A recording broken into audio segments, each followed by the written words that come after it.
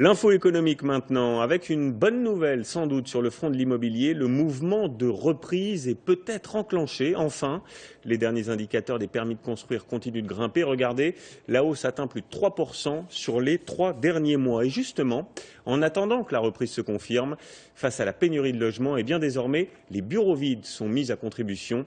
Il y en aurait des milliers partout en France. Alors est-ce la solution durable face au mal logement ? Eh bien, certains le pensent. Voyez le reportage de Fabien Cazot et Jean-Marc Nouknouk. 5 millions de mètres carrés de bureaux vides en France, les 2/3 rien qu'en région parisienne. Autant d'espaces qui pourraient être transformés en logements.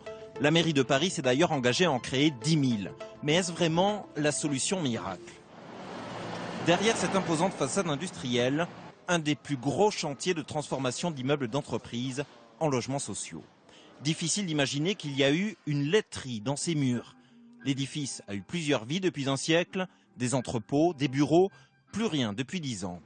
À l'intérieur, tout est mis à nu. Une centaine d'ouvriers sont à pied d'œuvre. L'immeuble ne conservera que sa vue imprenable sur le Sacré-Cœur.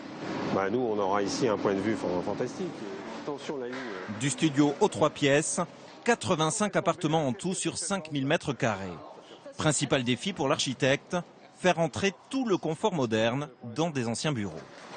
C'est un pari parce qu'a priori, la destination du bâtiment n'était pas celle-là au début. La création de confort, c'est évidemment la sécurité par les escaliers, c'est évidemment l'accessibilité par les ascenseurs, c'est évidemment le confort de chacun des logements par la création de tout ce qui n'existait pas, les salles de bain, les cuisines. À 4 km de là, la toute dernière acquisition de la mairie de Paris. L'immeuble appartenait à une filiale de la RATP. Un projet 100% logements sociaux, il y a encore tout à faire. C'est une pièce qui ferait un très joli séjour, mansardé je pense. Il y a du boulot quand même.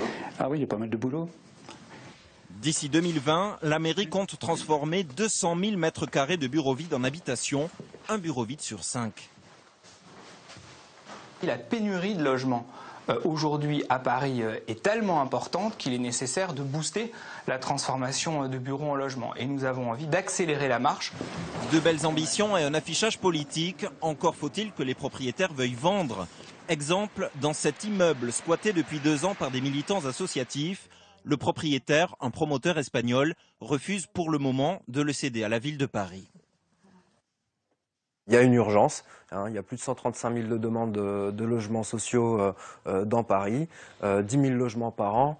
C'est un bon chiffre, c'est un bel objectif de la part de la maire, mais voilà, ça fait longtemps qu'on sait qu'il y a des immeubles vacants, il faut y aller. Le blocage est financier. Ces immeubles appartiennent le plus souvent à des banques ou à des assurances, comme celui-ci, à 2 pas des Champs-Élysées. Là, vous avez un immeuble de bureau vide qui est qui n'est pas proposé à la commercialisation et qui donc constitue une friche.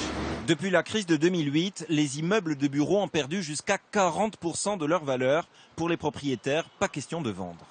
Aujourd'hui, si les propriétaires revendaient, tous les propriétaires revendaient ces millions de mètres carrés, ce serait un désastre financier, un désastre pour eux, un désastre pour les banques.